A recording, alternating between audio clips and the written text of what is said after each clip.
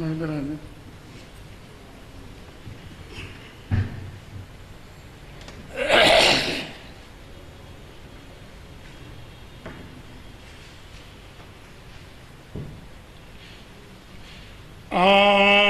कारविंदु संयुक्तम नित्यं ध्यायन्ति योगिनः कामदं मोक्षदं चैव ओंकाराय नमो नमः।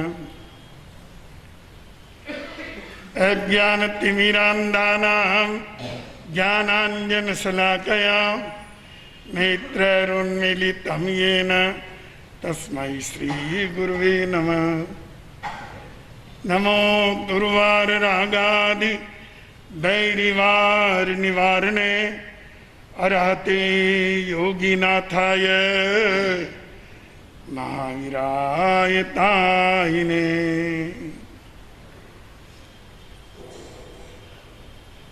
प्रिय श्रोताजनों, एक बहन कपड़ा सी रही थी। दो कपड़े को मिला रही थी। धागा और सुई के द्वारा ऐसे मिलाया जाता है। अचानक सुई रुक गई, धागा भी रुक गया। बहन सोचने लगी क्या हुआ।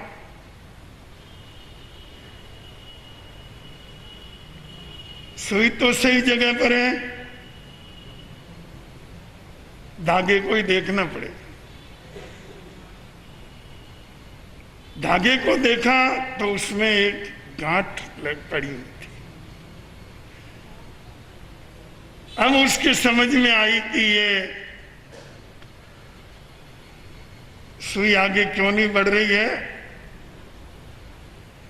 ये बीच में गांठ है। ग्रंथि आ जाती है तो दो का मिलना मुश्किल हो जाता है,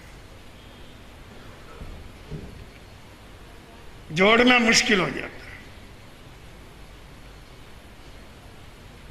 ग्रंथि से मुक्त हुए, यानी गांठ खोल दी धागे की, तो सुई आगे बढ़ जाएगी। दो कपड़े अलग अलग होकर के भी आपस में एक हो जाएंगे। जीवन के लिए बहुत गहरा संदेश है इसमें। ग्रंथि किस तरह से व्यक्ति के विकास को, उसकी प्रगति को, उसके आगे बढ़ने को और दो पदार्थों के मिलने को कैसे रोक देती है। ग्रंथि केवल धागे में ही नहीं होती है। ग्रंथि मानव के मन में भी होती है। ये बहुत खतरनाक ग्रंथि है। व्यक्ति जब किसी के प्रति कोई ग्रंथि लेकर के चलता है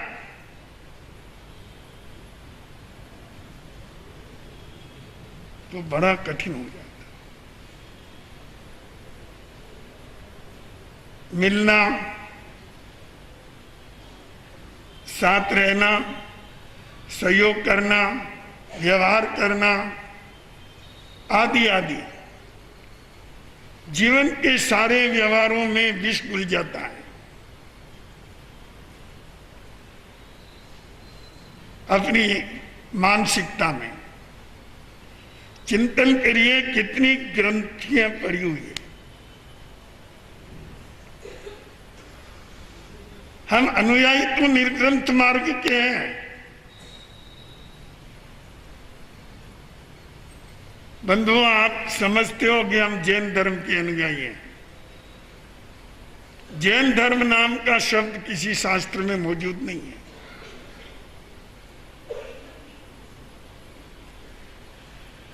ठीक है, जिनके अनुयायी होने के कारण हम जैन हैं, गलत तो नहीं है, पर ये नाम स्थापित किया हुआ है, शास्त्रोक्त नहीं है। शास्त्रों में जैन धर्म के विषय में निग्रंथ धर्म की व्याख्या है। ये निर्ग्रंथ धर्म है। निर्गता रागत द्वेषात्मिका ग्रंथि यस्मात् सो निर्ग्रंथ है। जिसके अंदर से राग और द्वेष की ग्रंथि खुल गई वो निर्ग्रंथ होता है। किसी विकार की ग्रंथि को खोल दिया, किसी मोह की ग्रंथि को खोल दिया, किसी लोभ लालच ईर्ष्या और द्वेष की गांठ को खोल दी,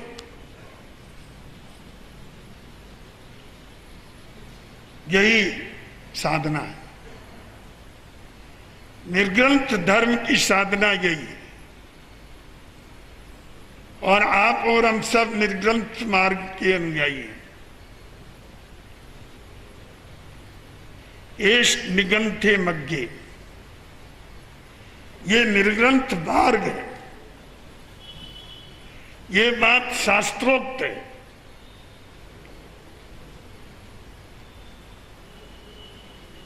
बंधुओं, थोड़ा सा अपने अंतर में जाग लीजिए।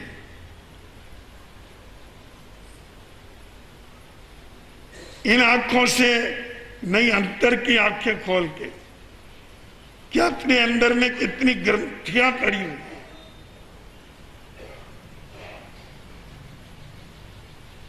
कहीं ईर्ष्या, द्वेष, क्रोध, मोह,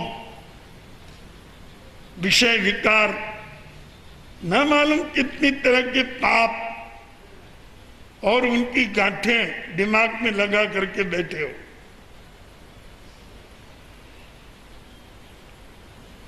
और मैं आपको बताता हूं कि ये सब जितनी ग्रंथियां हैं ना, ये विष ग्रंथियां हैं।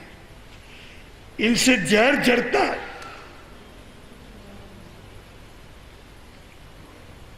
जहर पूरे जीवन में घुलता है। जब मन के अंदर माया और चालाकी की ग्रंथि होती है ना, व्यक्ति बात भी बहुत चालाकी से करता है, व्यवहार भी बहुत चालाकी से करता है। जो भी काम करेगा बड़ी चालाकी से करेगा, जिससे असलियत को कोई समझ न सके, क्योंकि अंतर में माया की ग्रंथि। जब किसी के प्रति क्रोध की ग्रंथि बन जाती है तो आप उसका नाम ले लो, बस भड़क जाएंगे। नाम तक उसका अच्छा नहीं लगता, व्यक्तित्व तो अच्छा क्या लगेगा। ईर्ष्या की ग्रंथि, इस तरह से व्यक्ति पूरा विषैला हो गया, जहर में छा गया। अब एक सामायिक क्या आत्म शांति देगी, एक छोटी सी धर्म कथा आपको क्या आत्म शांति देगी। निरंतर जहां अंदर में जहर झर रहा है इन गांठों से, वहां आत्म शांति का स्रोत ढूंढने पर भी मिलना मुश्किल है। हम निर्ग्रंथ धर्म के अनुयायी पहले अपने अंदर की गांठें खोले। आपका परिवार इसीलिए दूषित हो रहा है, भाई भाई बट रहा है, पिता पुत्र बट रहा है, देवरानी जिठानी बट रही है। अरे कई तो पति पत्नी अलग अलग है,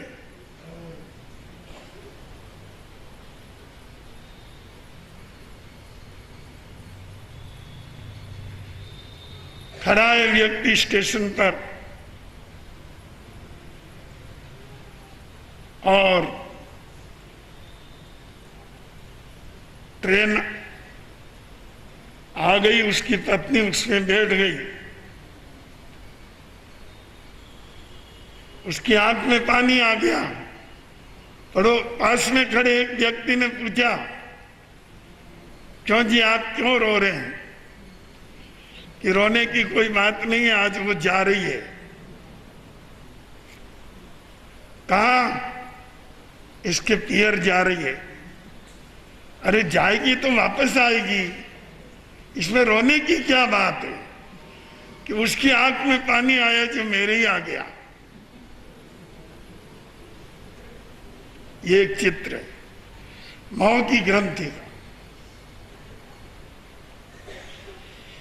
ऐसा ही एक दूसरा चित्र देखिए। स्टेशन पर एक व्यक्ति खड़ा है, गाड़ी आने वाली है, उसकी आंखों में पहले ही आंसू आ गए। पास में खड़े व्यक्ति ने पूछा कि क्या बात है, क्यों रो रहे हो? कि आज वो आ रही है।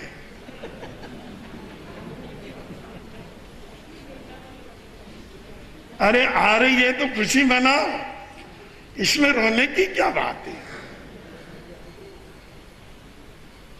अरे क्या कहें जी, 1 महीने से इसके पियर की बड़े आराम से जिए, शांति से अपना बनाया खाया, आराम से सोए, नींद आई। अब दिन एक उगेगा और झगड़े तेरे तैयार हैं। बड़ा कलह करती है, बहुत गुस्सा करती है, जीना हराम कर देता है। इसलिए रो रहा हूं। एक वो रो रहा है क्योंकि जा रही है,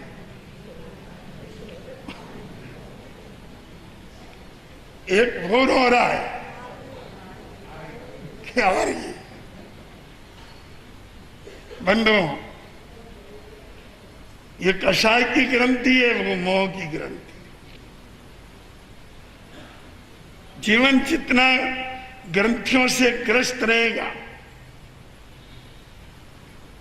जीवन में उतनी अशांति और संक्लेश फैलते हुए चली जाएंगे। वीतराग वाणी का सूत्र देखिए,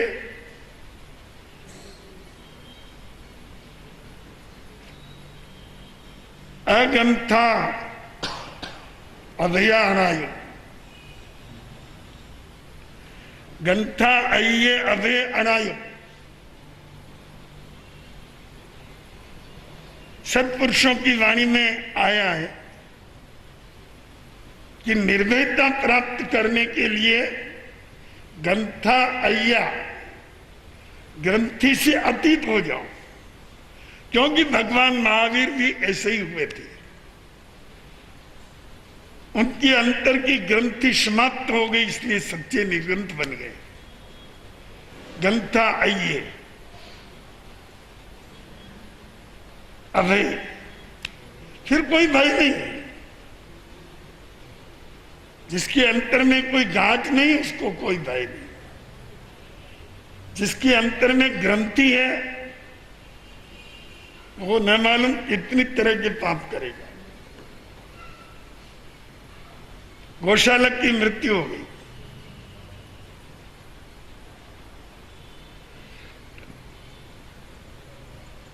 किसी ने भगवान महावीर को पूछा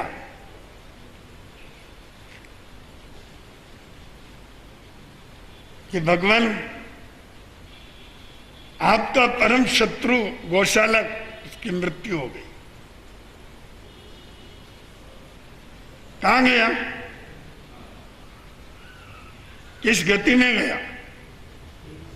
भगवान ने कहा देवलोक में गया। भगवान आपका परम शत्रु जीवन भर आपके शासन की जड़ काटने में लगा रहा, आपका विरोध करता रहा, आपके सामने आपके 2 साधुओं को जला के भस्म कर दिया, ऐसा महापापी दुष्ट व्यक्ति, उसके लिए आप कह रहे हैं कि वो देवलोक में गया। भगवान ने कहा उसने तप बहुत किया। क्या कहा? उसने तप बहुत किया। एक बार तो उसको तपस्या का लाभ मिलेगा। जो कर्म बंधन किए हैं उनका फल भी भोगना पड़ेगा, पर आगे की बात है। कोई कह सकता है अपने दुश्मन को, उसके लिए कोई ये कह सकता है कि वो देवलोक में गया। ये परमात्मा भगवान महावीर की निग्रंथ दृष्टि है, जिसके अंदर कोई गांठ नहीं।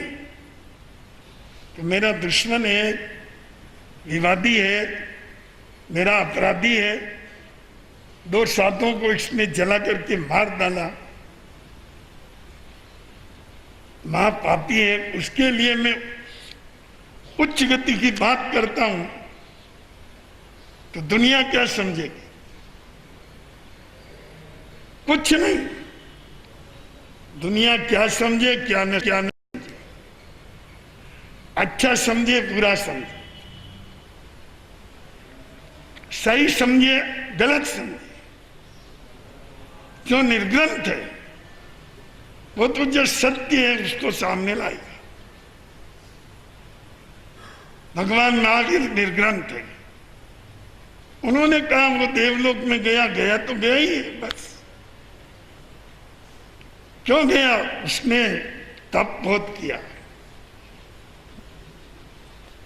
घोर तप किया उसने, और तप का फल कभी निष्फल नहीं जाता है,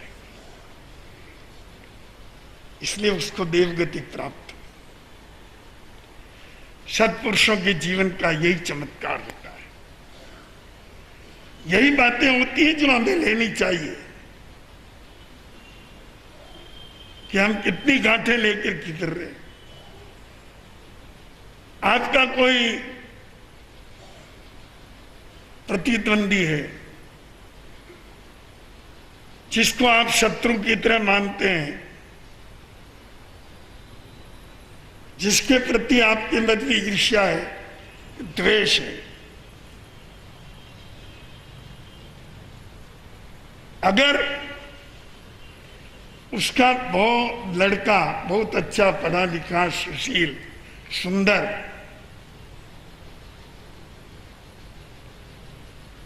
एक अच्छा युवक है और कोई संबंध करने वाला आया, संयोग से आपसे मिल गया कि हमने सुना कि आपके पड़ोस में रहने वाले उसका लड़का बहुत अच्छा है, अच्छा पढ़ा लिखा है, सुंदर है, सुशील है, क्या कहोगे? क्या ठाक सुशील है? पहले नंबर का नालायक है, फंसना मत वहां।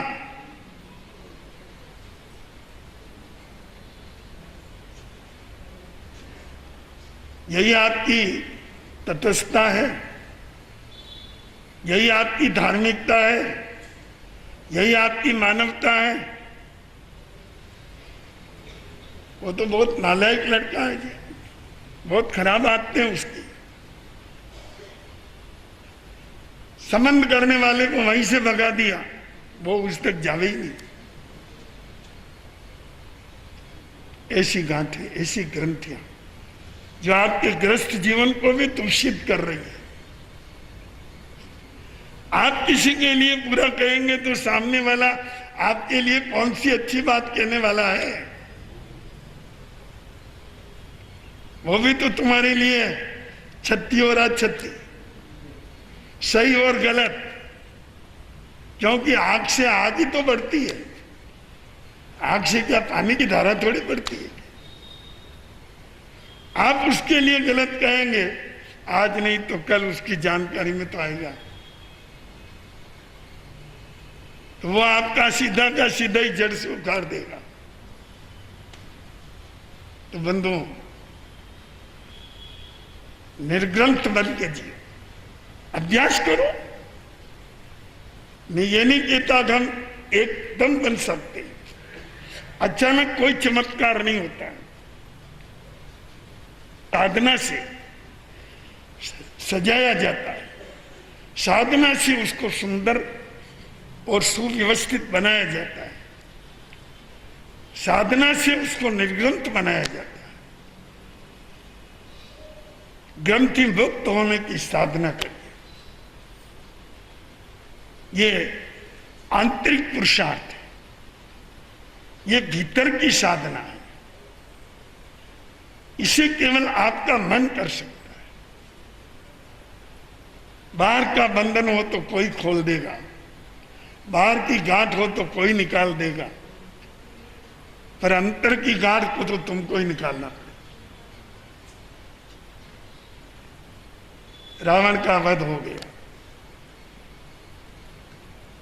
मृत्युशैया पर पड़ा है, अभी घायल है।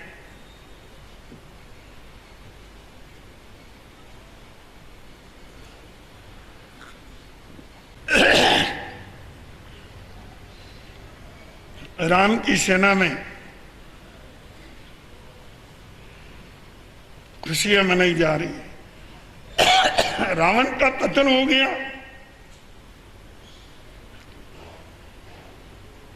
सबसे बड़ा कार्य सिद्ध हो गया।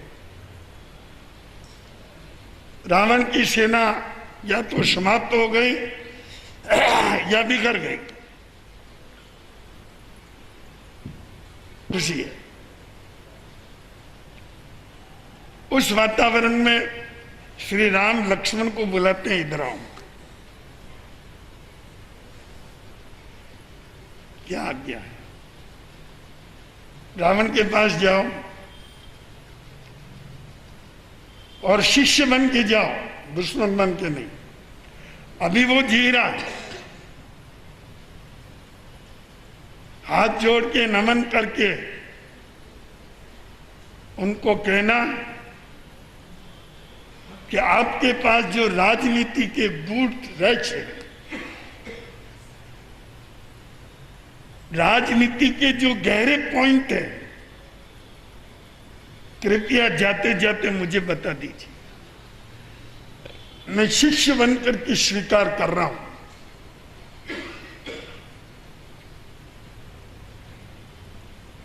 बहुत कठिन बात थी, आसान बात नहीं। जिस व्यक्ति पर तीर बाण पर बाण चला करके जिसको घायल किया, गिराया, और ऐसा दुश्मन जिसने उनकी जिंदगी में एक तरह से आग लगा दी, ऐसे व्यक्ति के सामने हाथ जोड़ना, शिष्य बनना और उनसे ज्ञान प्राप्त करने की बात करना, कितनी कठिन बात है। ये केवल सुनने की बात नहीं, अपने में तोलिए है। अगर हम भी किसी को कहते हैं भाई जरा उसको बुला के लाना, बाबूजी आप किसी 10 आदमी को और को बुला लीजिए, आपको 10 व्यक्ति दूसरों को बुला के ले आओ, क्यों भाई? तो हमारे उनकी अनबोला दुश्मन है मेरा। रावण की तरह तो नहीं था, पर फिर भी मन में जो एक गांठ होती है ना द्वेष की, ये द्वेष की ग्रंथि व्यक्ति को कितना जहरीला बना देती है। इंसान अपनी बाजी उसको नहीं बुलाऊंगा, आप किसी और को कह दो बुला लूंगा। एक के घर में शादी है,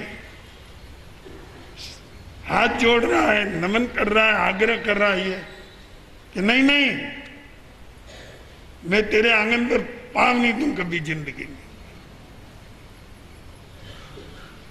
संतों ने कह दिया भाई बात खत्म करो, क्षमा याचना कर ली, माफी मांग ली, आइंदा ऐसा नहीं होगा, जाओ। नहीं नहीं बिल्कुल नहीं जा सकता, बाप जी आप इसमें बीच में पढ़ो ही मत।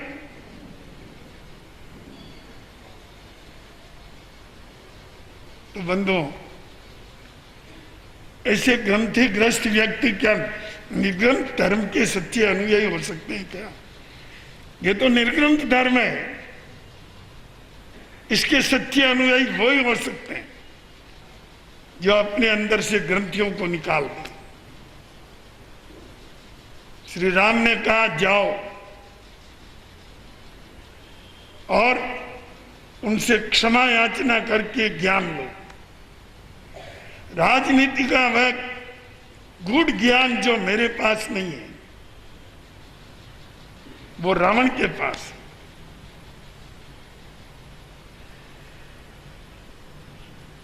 वह ज्ञान जिंदगी भर तुम्हारा राजनीति का मार्ग प्रशस्त करेगा। राज तुझे करना है, मुझे नहीं करना है।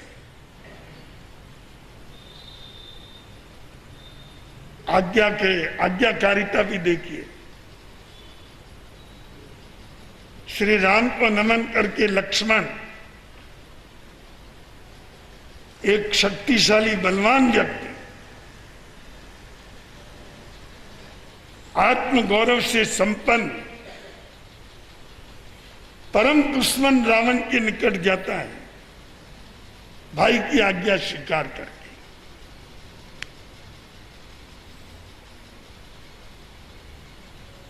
आज्ञा स्वीकार करना बहुत बड़ी बात है। बंधुओं, मन मारना पड़ता है। मन मरता है तब गुरु की आज्ञा का पालन होता है, माता पिता की आज्ञा का पालन होता है। जाके नमन किया पांवों की तरफ। रावण ने पूछा तुम कौन है?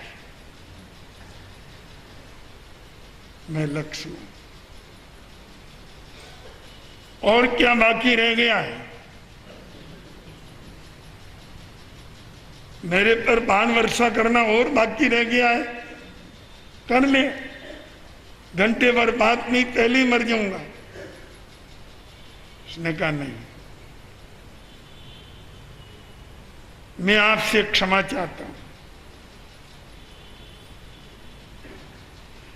मैं अभी आपके चरणों में शिष्य बन के आया हूं।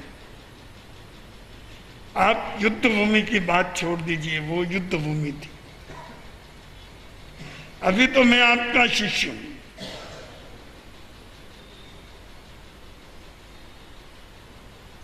क्यों? क्या जरूरत पड़ गई? राजनीति के गंभीर रहस्य, गूढ़ तत्व आपके पास है।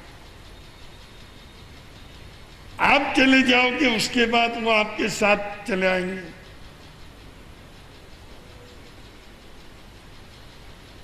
मैं अपना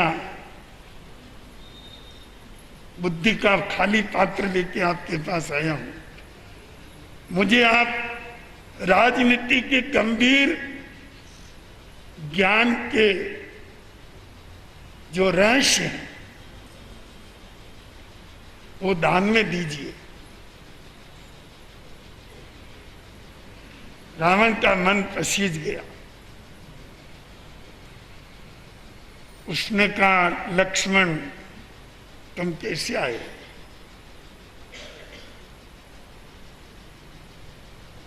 बड़े भ्राता श्री राम के कहने से आए। मैं जानता हूं वही भेज सकते थे। सचमुच वो महान है। और रावण ने मरते मरते लक्ष्मण को राजनीति के वो गूढ़ सूत्र दिए, वो गंभीर रहस्यपूर्ण तथ्य दिए, जिनके बल पर लक्ष्मण ने जीवन भर 3 खंड पर अपना शासन चलाया और वासुदेव कहलाए। अखंड शासन 3 खंड में लक्ष्मण का ताउम्र रहा। बंधुओं, जो बात मैं कह रहा था वह मत भूलिए। अगर राम के अंतर में ग्रंथि होती, कितनी अच्छी बात हो, उसके पास काम क्या क्या है तो मेरा दुश्मन। ऐसे दुश्मन के सामने क्या जाना, ऐसे दुश्मन से क्या बात करना। नहीं, ग्रंथि नहीं ना, अंतर में कोई गांठ ही नहीं। शत्रुता की ग्रंथि हो तो व्यक्ति उलझ जाता है। जहां शत्रुता की ग्रंथि नहीं है तो फिर उलझन का प्रश्न ही क्या है।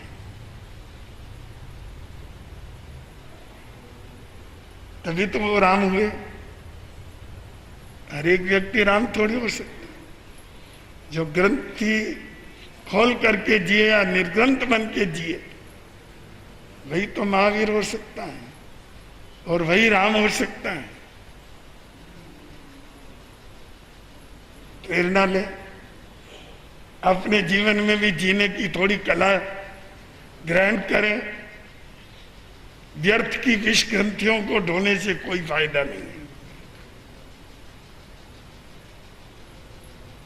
सरल निगंता उज्जुदर्शिनो, निर्गंत ऋजुदर्शी होते हैं। जिसके अंदर की ग्रंथि खुल गई, समाप्त हो गई, वो ऋजु भाव में आ जाते हैं, सरलता में आ जाते हैं, निष्कपट भाव में आ जाते हैं। कोई उलझन ही नहीं। जैसा सुना वैसा कहा, जैसा जाना वैसा बताया। कुछ बनाना नहीं, कुछ मिलाना नहीं, कुछ निकालना नहीं। जैसा है वैसा का वैसा, सरलता के साथ स्पष्ट हो जाना। तो बंधुओं, धर्म जीवन जीने की कला देता है। और कोई न कोई परमात्मा भगवान महावीर की वाणी के अंदर जो गहन तात्विकता छिपी हुई है, जो गंभीर यथार्थ छुपा हुआ है, मैं अपनी बुद्धि के अनुसार कुछ कुछ समझ करके आपके सामने लाता हूं। आपको भी उस पर मनन करना चाहिए। आपका ग्रस्त जीवन अमृतमय हो जाएगा। आपके जीवन में आत्म शांति का स्रोत बन जाएगा। अंतःकरण में स्थापित ग्रंथियों का निराकरण करने का प्रयास करें। आज के प्रवचन का यही सार है। ग्रहण करें। आनंदी आनंद।